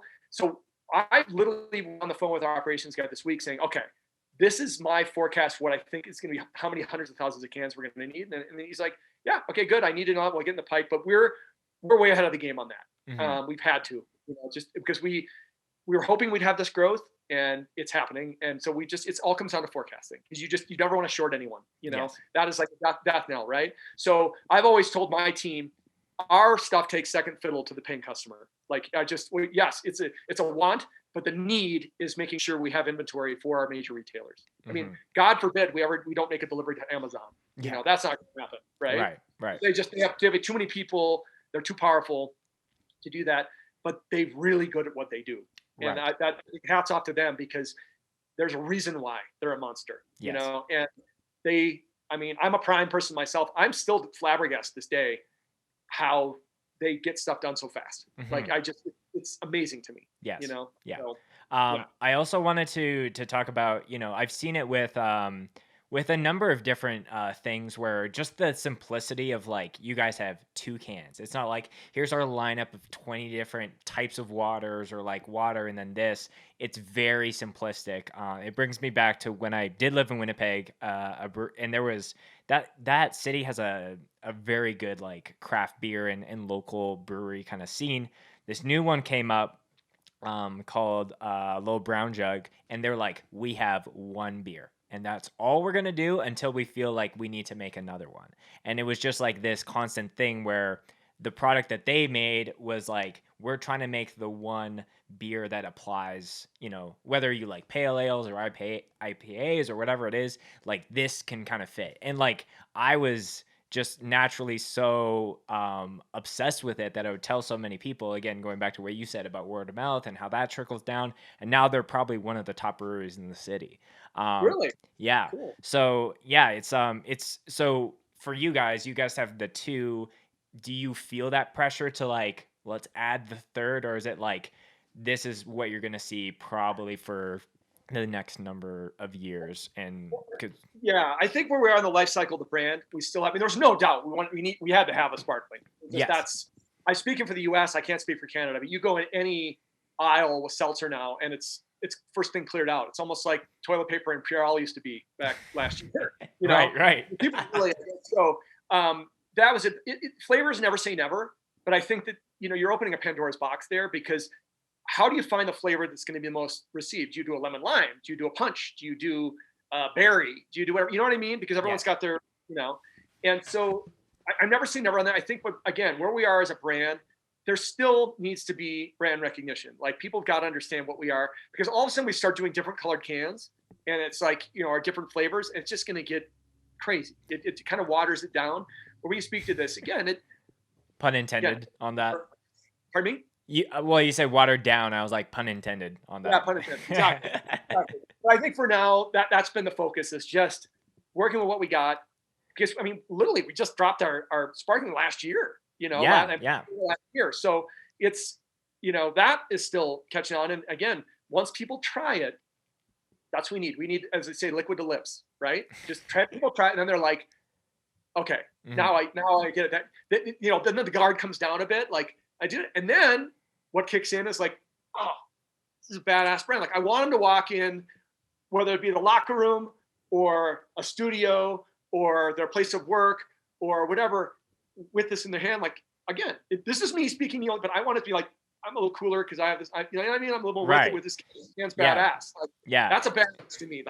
That's brand equity. Yes. Yeah, and yeah, I think anyone who's into heavier music is like, as soon as they see, I'll plug my friend Brandon. He plays in this band from Denver, actually. Now that I'm thinking about it, called Fox Lake, and we were just talking. I think he made an offhand comment like, people in hardcore metal music will just see anything with Old English style font. They're like, oh, I for sure like this. Oh yeah, exactly. You know what's interesting though? On that note, we have found, so we're in all 7-Elevens, as you mentioned earlier. Yes. We have found that we did a full push, and our salespeople are just savages in a good way. They're just such hard workers and get at it. And we'll sometimes have to go into these because these franchisees will kind of do what they need to do with their, so you almost have to go into the cold case and the sliders, they call them. For those who don't know, it's when you pull one out and they slide in, whatever. Yeah. If we don't do it in some cases and they do it themselves, sometimes just by looking at that Old English, they'll put us in the energy drink cooler and we don't sell one. And everyone's like, it's some shitty energy drink. They're trying too hard, whatever. It's Dungeons and Dragons, like whatever it is. But yet we go in the cold case with water. And literally when people catch on what's going on, we're outselling water like 3-1 in some of these spots, right? But check this out. If any of you caught wind of that gnarly winter storm they had go through Texas, back forward, we started getting reports of it was all spreading via social media, word about this, that people were going and looting these 7-Elevens for all their water, and these racks of liquid death were just sitting there. But then word got out that that's actually water, and then those started getting ripped through. You'd see this cooler, and it was like all the racks were empty, and you're sitting there, well, that's not a good thing to tell people. But then when word got out, like, no, that's water. Then all of a sudden, these people like had their own little chat. They're like, dude, this 7-Eleven's got it, this one doesn't, and they're running around trying to collect liquid death. Wow. Because it was the only thing left. They couldn't get water. Right. So they went around to 7-Elevens grabbing the rest of the liquid death. That it's so crazy. Yeah. Like just off of that, like what is one of the wildest things that you've heard happen with the brand while you're Oh, no, so before I ask that, oh no, I'll ask that first. We're in the middle of the because there is something that I saw online that was like I need to ask Stix about this. But yeah, what is one of the things where like you've walked in, it's like a Monday, and someone on your team's like, "Did you see this online?" And it kind of takes the There's cake. all sorts of stuff. If you just page through our Instagram and seeing the consumer generated stuff, I mean, it is insane. We did the crack open a can push there. I mean, it's unbelievable. People using arrows and knives, and I mean, it's insane. You know, you guys. Yeah. You know, Can you break that down for anyone who might not have seen that one? What you can basically we did crack open a can. We're basically going to award people if the most creative way to open up a can of liquid death. Yeah. And there's one guy literally flying down the highway, one of those, I think it was a crotch rocket, one of those motorcycles. I don't crack the throttle myself, but and he was literally doing a wheelie all the way down this freeway and opened the can on the cement, you know, so sparking everywhere, and then gunned it down, still holding up, doing a wheelie the whole way. Like, and it's so like, fucking sick. It's crazy. And that's one of many. We've had people with samurai swords. I mean, name it, you know, to the point where we don't want anyone to get hurt, obviously. But it was literally that's when you'd come in and be like, you've got to see this. Right. And the funny part is, again, we don't have anyone screening what we're going to post. And no, again, we're not going to post anything where anyone's getting injured in any way, or there's any type of assault, or there's any kind of, you know, someone, you know, we're smarter than that. Yes, we're not going to, but we are going to push the envelope. If it's consumer generated, I mean, it's not us telling them to do it, you know, and, but the flip side is we will draw the line. So, I mean, it's somewhere, it's just case by case, I guess, no pun intended, on what we want to make sure case that by case. Yeah, we're not so many liquid death puns on this episode. I love it. But no, there's some amazing stuff that comes from our consumers. Yeah, amazing. I think one of my faves from that video is the guy had I think it was like a knife, and he had it like mounted on his like deck. He threw the can up, stabs it, and then is like drinking the water as it's coming down. Yeah, no, a guy welded a blade to a skateboard, did 50-50 to rail, and poked the can as he was going by. Like, you know, it's insane. Like, yeah. But it's super fun. And we've had, again, arrows, knives, axes. I mean, but all sorts of people, you know. Yeah. Can you tell me about the story that liquid death caused a traffic delay in Kirkland, Wisconsin earlier last year? Well, we've had it actually where someone called it in as a bomb threat. Oh, really? So the police showed up, and the best part is a girl who works in she's one of our marketing, she's like our assistant marketing, brand marketing. It was her friend she sent product to from college. You know, she's a few years out of college, and literally parents called, the bomb squad showed up, and we posted it. So for those of you, I just urge you to get on the Liquid Death Instagram, and you can scroll through, and all these will be in there. Yes. You can see it. It will show how literally bomb squad showed up, because the parents thought they couldn't believe it. Yeah, they thought it was a death threat or something. Exactly. Yeah. No, that's all sorts. I mean, yeah, the stories to beat the band. And again, we wouldn't even know some of these things happening without consumers sending it to us. So if you look at our Instagram, yes, we have our own content that we've done, but it's something along the lines of Cutie Palooties or Greatest Hates. Yes. But if you look at all the stuff, the engagement we get from our consumers and what they send us is amazing. And so if you'll notice, we don't post a bunch of, we're doing this event, we're doing that event. That's not really good engagement. But when it's coming from a consumer, other consumers see that and like, oh my God, that's so funny. And people, I don't care where you're from, what your background is, how educated you are. There's so much creativity out in the world that people think like the aha moment, like, oh my God, that is hilarious. You know? So if you've ever gone to a festival or a concert or a game or whatever, what these people come up with, whether it be chants or how they dress, or, I mean, look at Halloween, for God's sake. The costumes that people come up with in like a college town, they're unbelievable. Yeah. Like, and so why, you know, suppress that at all, you know, when you can let people, you know, what does the brand mean to you, you yes. know, and let that happen. Yeah. You know? And I think it's cool that the cult fans of Liquid Death like feel a part of it. Like, you know, it's almost like the Instagram is kind of like a group thread with all the people that fuck with you guys heavily. Like, look what happened in Kirkland, look what happened in Texas or whatever it is. Yeah. And I think brands that do that, you know, just there's like an empathetic, like almost like a forever guilt of like, I just feel a part of this. So why when I'm thinking about drinking a sparkling water, of course it's going to be Liquid Death. Of course it's going to be that. Yeah, absolutely. And that's the other thing we pride ourselves on. I mean, obviously we're growing at, very quick pace here, but Mike, myself, we get back to people. Mm-hmm. That's the other thing you're going to remember. It's not just some automated response. It's not. Now, some stuff is a little, it doesn't make any sense, or by no means going to say we're going to answer every single one, but like for the most part, there's some engagement there. Mm-hmm. Like we want to know that they're, so again, if there's someone kind of hating on us on Instagram, boy, you better be careful. Mike has some just zingers that he's posting when people will come at us, and Mike will call someone, well, why don't you and your culturally relevant followers, you can unfollow us if you want. Like just call them out completely. Just again, not mean, but just like if you're gonna come at us, like be prepared, man. Or woman, just be ready. Yeah, it's coming. There's a counterpunch that's involved there. Stix, we can start to transition into the end of the show. Is there any being someone that like watched a lot of music things, growing up, like with Ozfest and Warped Tour, is there like a milestone for you that like you got to see a Liquid Death can in the hands of someone that you really admire, that like, whether it was you delivering it or someone sent you a photo of it? As you can imagine, a lot of from that era, when I would go on tour, it would be like late 90s. And I remember one day at an event called where Skatin' Meets Satan, and Warped Tour and Ozfest were in the same venue in one day, and I couldn't believe it. It was in Floatwood Park, Wisconsin, and I was there, and it was such a trip because they had Warped Tour and Ozfest literally in the same venue. So they had Warped Tour set up one way and the other. But a lot of those bands, and the reason why I was on this tours was because I was working for a brand called Airwalk. That's how I got my foot in the door. And though I was a snowboard boot developer and was spending time in Asia building snowboard boots, I love music so much that they said, oh, well, yeah, go travel on those and get shoes on bands. So before Vans signed on to Warped Tour, I was literally getting shoes on bands, on Warped Tour, and Ozfest. So I would go out, and a lot of these guys, fast forward to now, are sober for many reasons, either voluntarily or just needed to be. And so it's a whole nother thing. We're like, hey, remember, and anyone who knows me, I don't name drop. That's not my thing. These have become friends of mine, But I'll reconnect and like, oh my God, I got you all day long. I'll totally support you. Like you used to give me shoes. And the funny part is Blasco's on my team.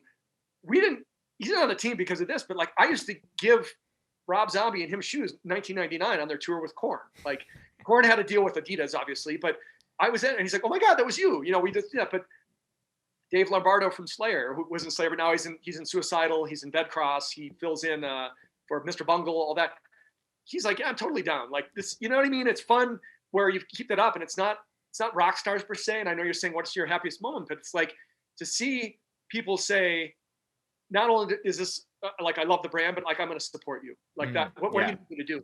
And having us post by someone of that ilk is like no one could you can't put a price tag on that. You can't, because it's coming from a I'm being sponsored to post this way.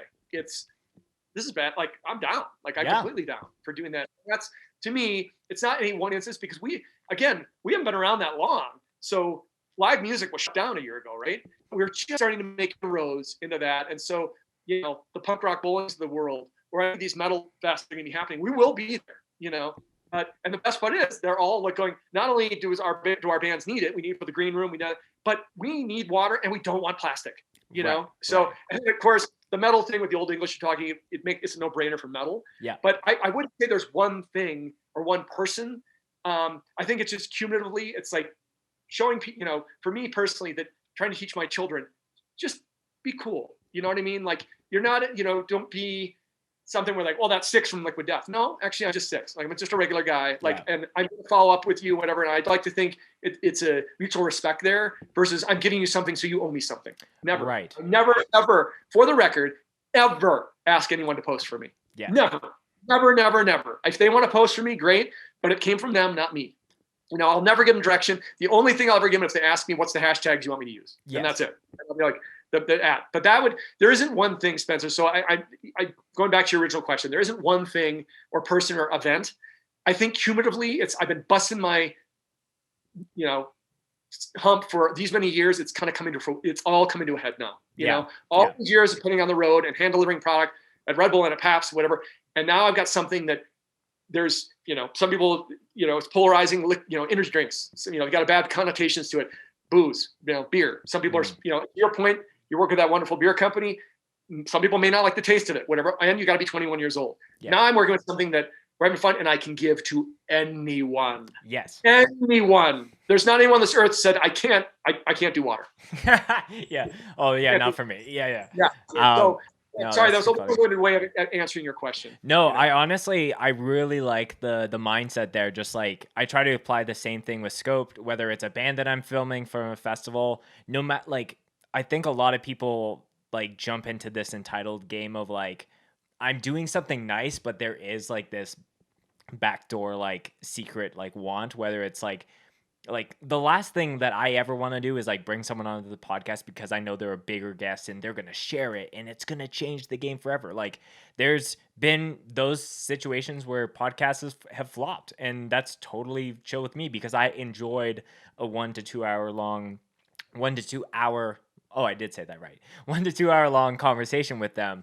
But yeah, like sometimes it's serendipitous. Like I don't expect you to just share this when it comes out. I'm just stoked that we got to chat for so long about beverages and the ultimate why for what you're doing. And I think that needs to be a mindset that people need to apply more because ultimately, if you have that mindset, you're going to be let down a lot less because you're setting your expectations way lower. And then when, people do share it or whatever it is, it's like, oh yeah, that is really nice versus like, why the fuck did this not happen?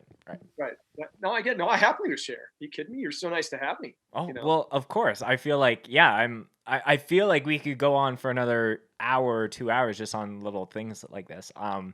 The very last question that I ask every guest, Stix, before we end it officially is a favorite mosh story that you would like to share. So that doesn't necessarily need to be like a moshing thing. Like some people share a favorite show memory or something that just has been so wacky that you saw at a show that has forever stuck with them. So I'm sure there's a number of different things that we're pulling from here. There's a couple that come to mind. It's funny you say it because I have so many. It's like, how am I going to pull this out? One that was pretty nasty that I saw, which is why they don't really do metal shows anymore, is that it's before I moved to Colorado. Okay. I was supporting a bunch of bands it was called Tattoo the Earth tour. Okay. So they were trying to compete with Ozfest. And this is right when Slipknot exploded. But it was a heavy lineup. It was Slipknot, Mudvayne, Slayer, Sepultura, Seven Dust, Head PE. I'm trying to think. It was a heavy. It was a really good lineup. Yeah. But God, man, I never forget. People also got to remember on this call, all these shows, I'm flattered that I get it like a laminate to go wherever I want these shows. I always go front of house to watch because people don't realize on stage the sound sucks. Like I don't care. Like you could say, okay, I don't need another photo on stage. I'm good. Like I just my biggest thing is if I bring someone with me is they're starstruck, right? They're like, holy shit, I'm on stage. It sucks. So I like to be in the crowd. When I'm whatever group I'm working with, where the sound is actually going versus like you hear the but drums. I also like the energy of the crowd. I feel I want to feel that double bass in my xiphoid process, like right in my chest. I want to feel it, right? Right. And I'll never forget though, Tattoo the Earth, and this is around 99, 2000, a mosh broke out. I think it was Sepultura, maybe it was Slayer. And it's a tiered system at Red Rocks where it's actually railroad ties and railroad ties, cement roll. So there's no give there, right? Oh, and someone got their leg broken right in front of me, like compound, because the mosh fell backwards and their leg snapped. And that was gnarly. All right. So the nice thing is usually there is mosh etiquette, so to speak, and everyone cleared out and they gaffed this person out of there. But one of the funniest things I've ever seen, which is the most unhealthy thing I've ever seen, was Clash of the Titans tour. This is around 91, I want to say. And I was a fan, like out in the crowd. Again, still trying to figure out my way to get involved with this. And it was Alice in Chains was the warm-up band. And it was Anthrax, Megadeth, and Slayer. And I'll never forget this. It was at this place called Trout Air outside of Minneapolis, like Forest Lake or something. I've never been there since. But literally, it's a trout farm. Like, so it smelled like a giant porta potty because it's a trout. But I'll never forget, they had these stages set up. It was a typical Minnesota day, meaning 8,000% humidity. Yes. And sunset. Very humid out there. Slayer kicked into Angel of Death. Pit starts swirling, right? I mean, gnarly, just reeks, everything, bodies everywhere. And this gigantic human of a being came out, and he was very not jacked, like rip guy, like mountain. We're talking like rotund big dude, but he had a black leather vest on with patches all over it, really kind of cool looking vest. He had camel pants and he had combat boots on, and he's sitting there and literally he's like drenched, right? Totally, I thought he was gonna have a heart attack, like we're gonna have to pull the paddles out. He hydrates with the 5th of Jack, throws the bottle down, and jumps in the mosh again. And I remember going, this is not going to end well for this guy. He just hydrated with Jack Daniels and got back in it. Like, God bless him and given. I think people were bouncing off of him. He was a large human being. Right. But he literally got out wobbly, not like drunk wobbly, but like totally dehydrated wobbly. Yes. And pulled out of his cargo pants a 5th of Jack, slams it, and kind of tapped the bottom like you would like ketchup. Like he last dropped and the third time dove right back in again. And who knows whatever happened to that guy. I hope he's still alive. But I just remember I've seen, so many between Warped Tour and the Ozfest. Or just even again, as as a fan going to Lollapaloozas back in the day, Jane's Addiction was headlining, whatever. And being a part of that, when I just think back earlier in our conversation, the early 90s was such an amazing time to be going through college because again, in Minneapolis, all that Seattle grunge thing, any of that stuff came through Minneapolis. Right. So I got to see most of the bands that people all got to have not been able to witness because either broken up or someone's passed away or something. Yeah. Sorry, you're bringing a tear to my eye. Just the visual of him patting the Jack Daniels like it's a ketchup bottle. Yeah. And I hope he survived because I thought I was going to puke just watching that. I mean, I was like from just being dehydrated, but God bless him. That's metal. That's metal, baby. Yeah, that's metal, baby. Well, if that ent of a human is listening to this podcast and that's them and they're still kicking, let it be known in the comments. Stix, this has been honestly this has been the highlight of my week. I'm really, really glad that we got to do this. If there's anything you want to plug, shout out or send the people off with, the floor is yours for whatever you got. All the, the Liquid Death info will be in the description of the video and the show notes, but whatever you want to send the people off with before we say goodbye is, it's open. So send it. Well, thank you. I honestly, just Spencer, again, thank you for having me. And I love the fact that the basis is metal because to the day I die, I'll be listening to metal. Probably as soon as we hang up, I'll be throwing the AirPods on.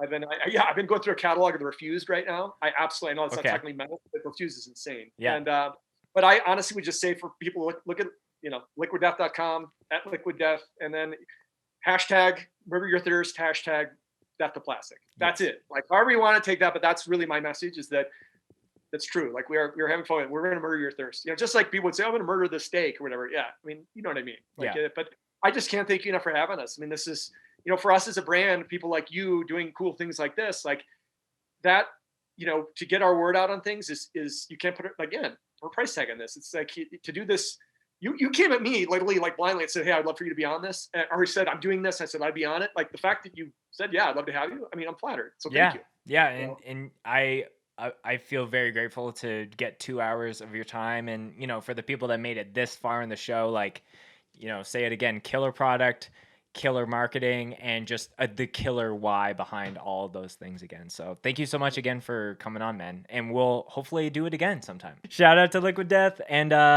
thanks again, man. This has been so fun. I appreciate it. Thank you for having me.